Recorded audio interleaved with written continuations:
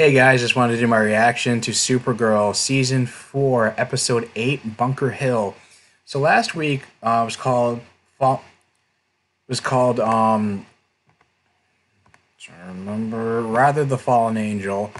And it was a pretty crazy episode. I mean, we already had like James who was taken captive by the Children of Liberty, and Tom realizing that he was in over his head and realized what he was doing by joining up with them. And they threatened to kill Tom if James doesn't make a video denouncing aliens and showing his support for the Children of Liberty. And you also have Supergirl working with Manchester Black in order to try to track down the Agent Liberty, and of course, Supergirl was uneasy working with him because of more violent methods, him willing to torture and beat up suspects, as well as it also attacked the guy who worked in the shipyard when they were looking for clues on the weapon that the Children of Liberty were going to use, basically to blow up Shelley Island, which is basically supposed to be like the alien equivalent of Liberty Island in New York City, which is used to bring in immigrants. Like now, Shelley Island is like their Liberty Island to bring in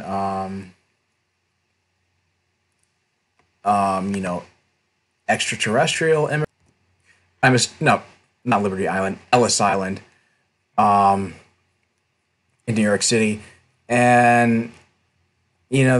and basically they follow the clues to Shelley Island, Manchester Black, and Supergirl, especially since even though Alex found evidence that he murdered like other Children of Liberty in episode 6. He was trying. John was trying to tell her, give him the benefit of the doubt. He's resourceful. He's mourning. He's doing the best he can. Not realizing, that he actually did kill those people. And so when they got to the island, you realize that Manchester Black orchestrated a series of events that allowed Supergirl to get captured by the Agents of Liberty in exchange for seeing for the Children of Liberty in exchange for seeing Agent Liberty finding out his true identity. Of course, Ben Lockwood had a decoy sent to Shelley Island in his place to protect his own identity, but eventually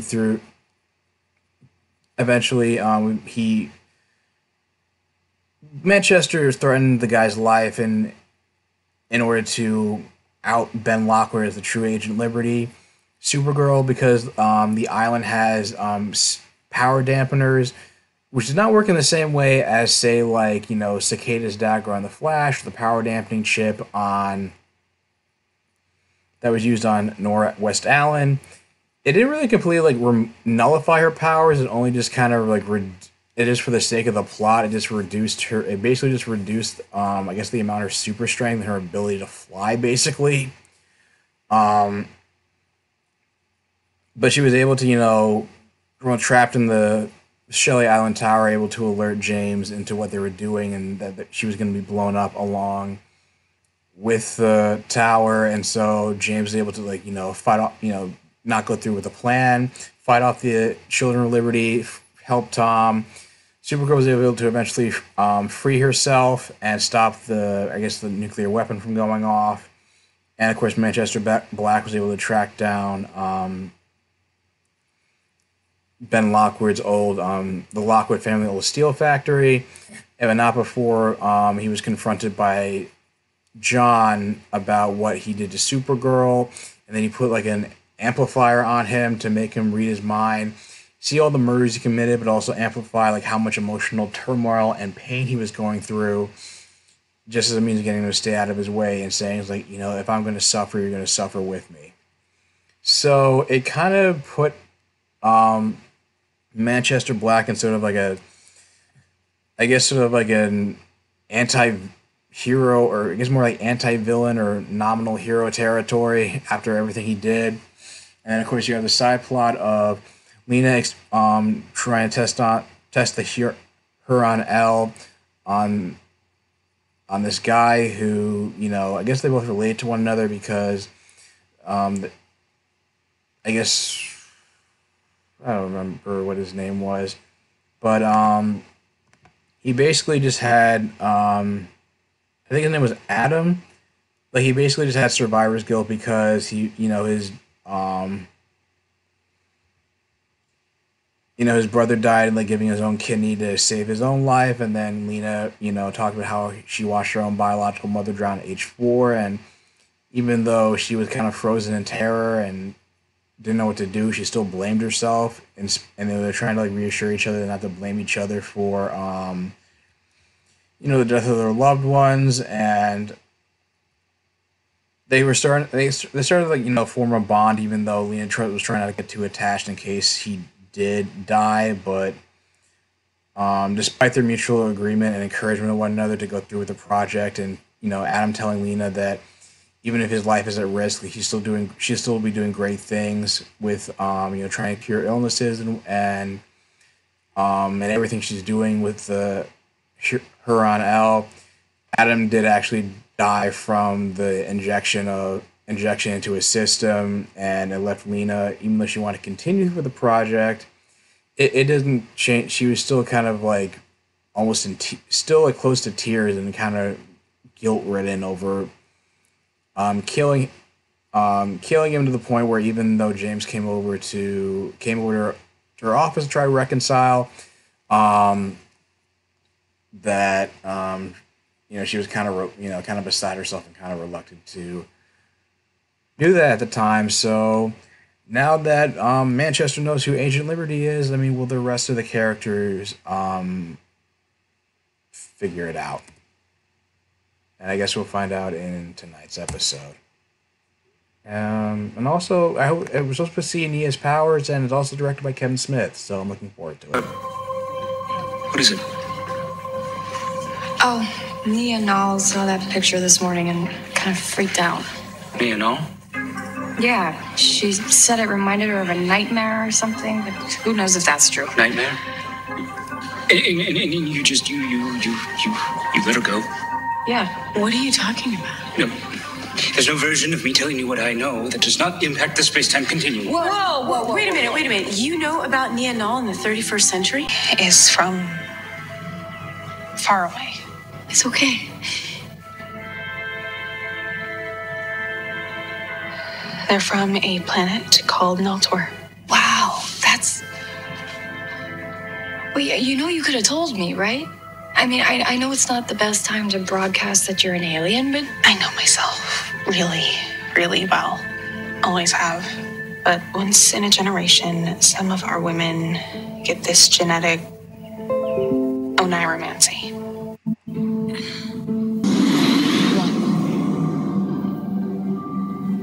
I'm here. And what do you see?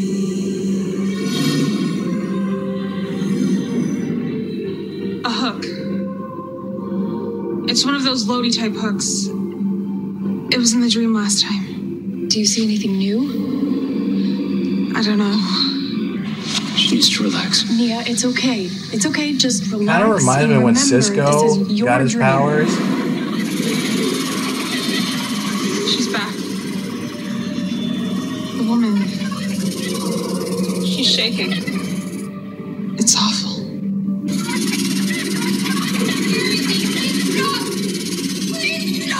Ben I think I Lockwood just slowed way. her down. I can stop the shaking. She's already modulating her dreaming. That's great. Nia, that's great. There's somebody else here. She needs to move toward it. It's Liberty. Kara, I want to get out. Count forwards. 1. Wait. This says Lockwood Family Steel. You think Lockwood is in Ben Lockwood? Phone, please.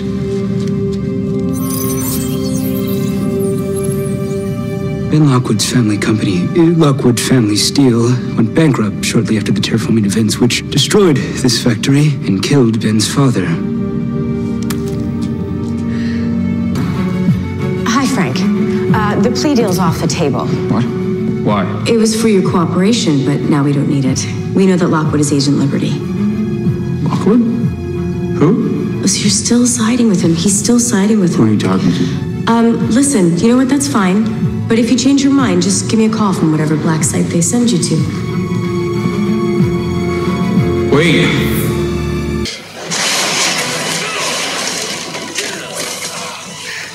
I came here to stop him. Don't make me stop you. This is the part where you tell me violence won't change anything. Oh, throw it away, throw it. No.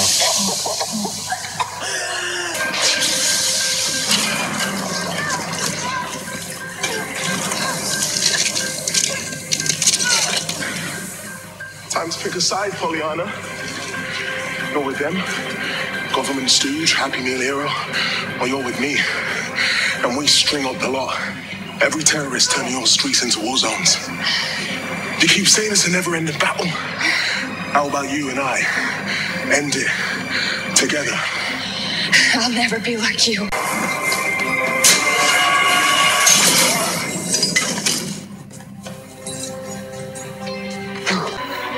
Ben, don't! Look, he's gonna care.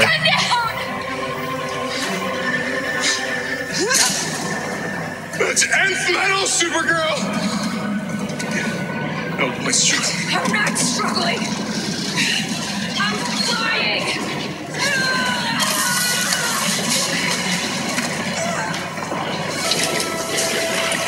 Oh, that's good.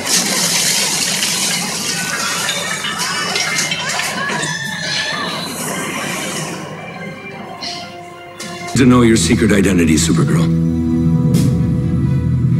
No, we keep her off the books for a reason. She can't tell you that, sir. And why not? Lockwood just shined a huge spotlight on the fact that you are withholding who you really are. Now, keeping that secret inflames things. Everyone I know, everyone I love, would be at risk. My family is with the Secret Service as we speak. You think they're not in danger? No one should be above the rest of us. We need to put... Sorry, sir, I can't give you what you want.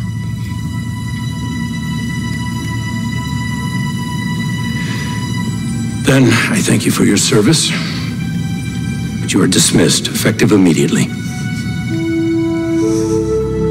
You're still gonna keep saving people regardless of her affiliation with the agency. The United States does not want a war with Supergirl. And I trust you won't start one. Okay. Earth 90? I thought there were only 53. Okay, so we saw Stargirl, Huntress, Firestorm, Trickster, maybe? Okay, that's the Ray.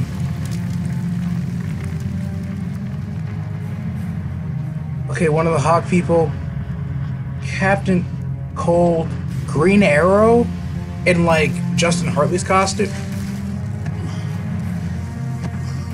Oh, they really.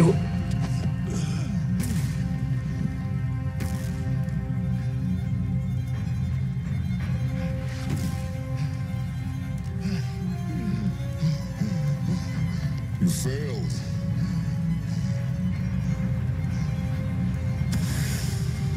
Why are you doing this?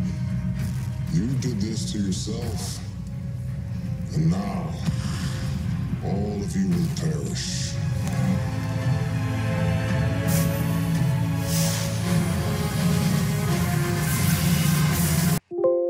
Okay, that was easily the best episode of the season. I liked how that whole dream sequence where they were Brainiac and Kara were walking Nia through the dream. It kind of reminded me of Cisco when he was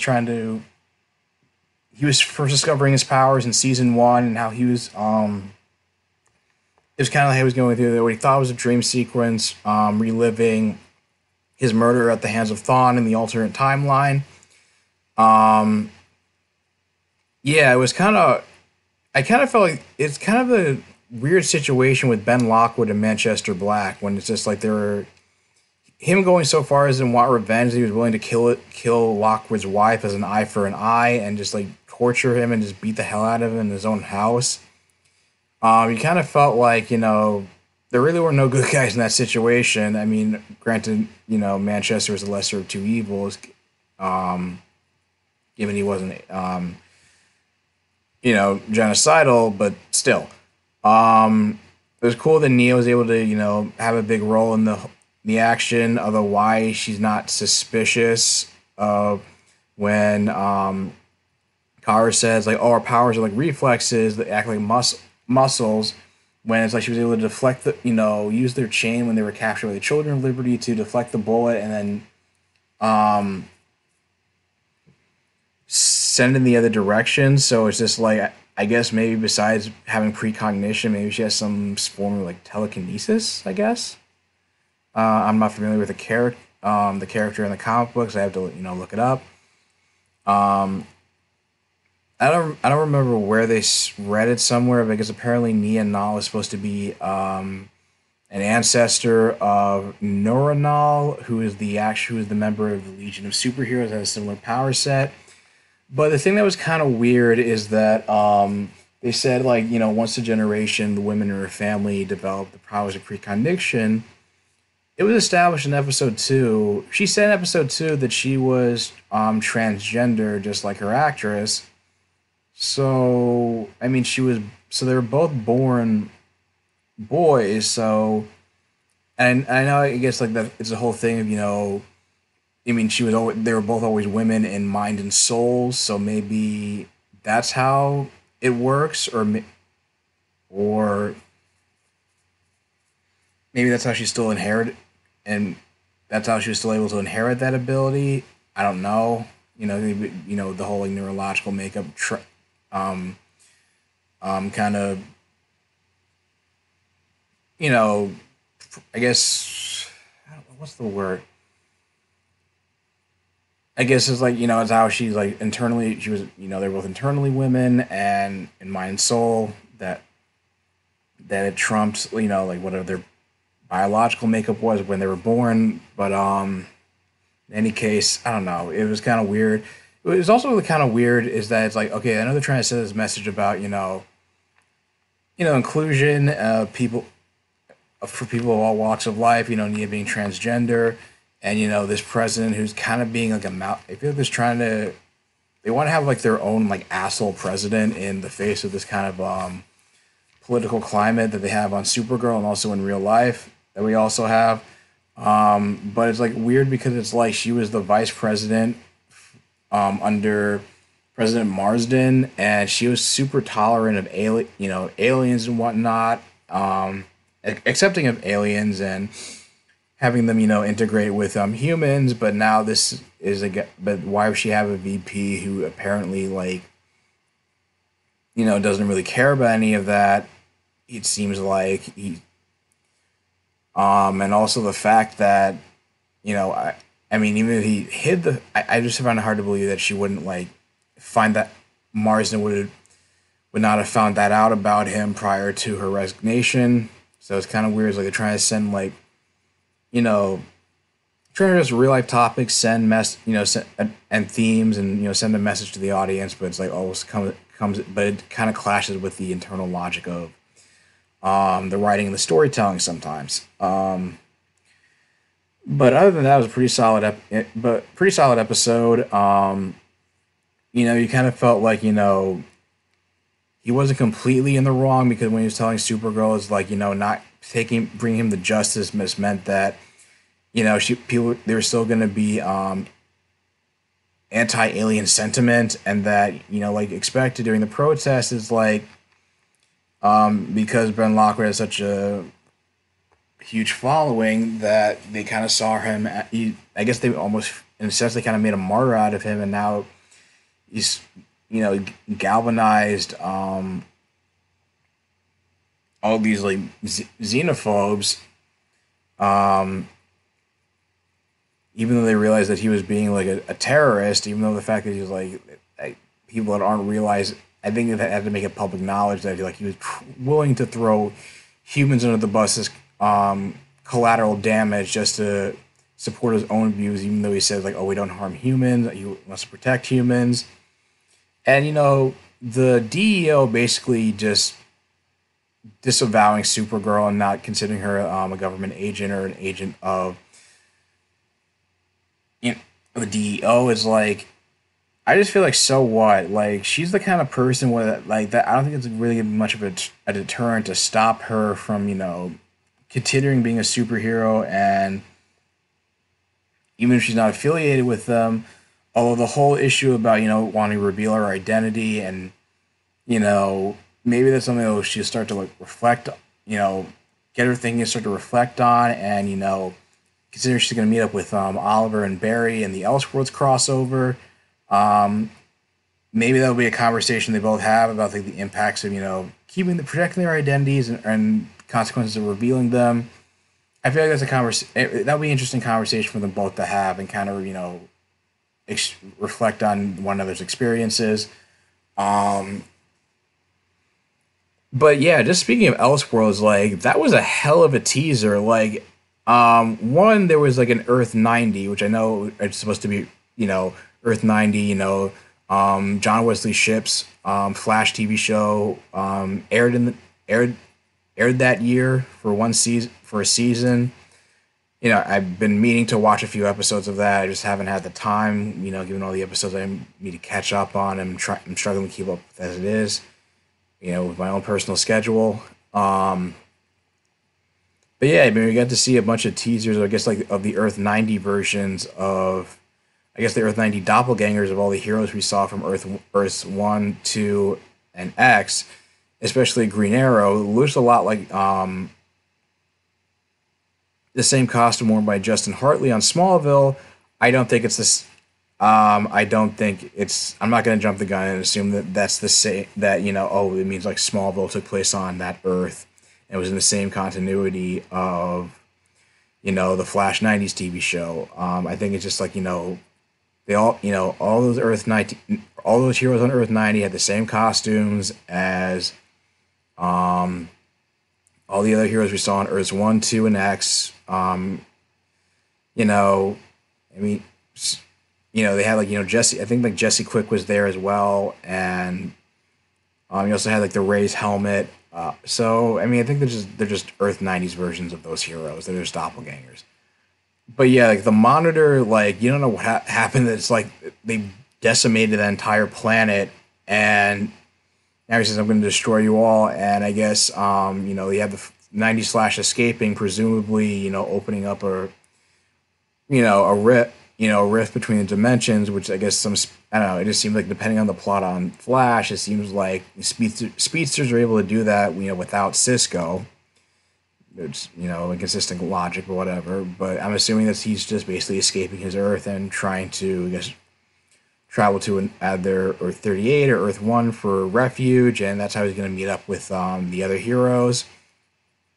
And now now it's confirmation that that's who he was addressing in the Elseworlds trailer, where he says, "You will not do to this Earth what you did to mine." So it's pretty exciting that they're actually bringing in that version of the Flash, like into this this continuity, this crossover. So I'm looking forward to it. I just looked on John Wesley Shipp's Instagram page. It says that we're gonna get more teasers. I guess on Arrow and or Flash. Building up to those events, like these little like teaser post, I guess pre-credits, end credit, I guess like mid-credit, or not really mid-credit, but just like ending scenes, just building up to it. So that's pretty cool. I mean, I feel like a lot of things just finally came to a head, came full circle here, and Manchester Black was right to an extent. Like I said, I mean, murder, I guess, like, you can't, it wasn't, I mean, obviously they're not going to sanction, him playing judge and jury and, kind of acting like the Punisher in this sense, but at the same time, it's like, now that they all kind of, I guess Agent Liberty, Ben Lockwood's arrest only kind of galvanized people, and it kind of leaves you wondering, whether putting him in prison or just killing him outright. Would he still have been a martyr if he, Manchester Black had just executed him? But yeah, he was kind of crossing a line with, him betraying selling out Supergirl and then trying to kill Lockwood's wife, who's like, that has nothing to do with any of this. And now it makes you wonder, because of this, everybody's like protesting his arrest. Like, is he really gonna get, when he goes to trial, is he actually gonna get convicted? Which I guess is gonna be something we're gonna figure out in the back half of the season. Whether he still stays a big bad, whether there's still gonna be another big bad who will just try to like capitalize on all this. I mean, it remains to be seen. We won't know until January, considering, all next week is just going to focus on Elseworlds. And so I guess this is why it's debatable as to whether or not you can consider this the mid-season finale, or what Elseworld as the mid-season finale for the show. I guess this is kind of like I guess it would be more of this season finales, because their mid-season finales, because it's focused on wrapping up the storyline. Tying up loose ends for the show, and the 100th episode of The Flash to be considered as his mid-season finale before Elseworld, so it doesn't like conflict with the crossover like the Arrow 100th episode did. Although it was good, just felt like it kind of interrupted the flow of the whole thing. And so, yeah, I guess you can consider we're going to be seeing mid-season finale of Arrow and Flash this week, and I guess Legends starting this week is supposed to be the first of a 2-part mid-season finale for that show. So anyway, guys, really solid episode. Not too heavy with the alien sentiment stuff. I feel like the writing's getting really solid, and it's really it's really starting to pick up. And I hope they keep up this quality for the rest of the season. So what do you guys think of this episode? Leave your thoughts in the comments down below. If you like this video, like, share, and subscribe, and I will talk to you guys soon. Take care.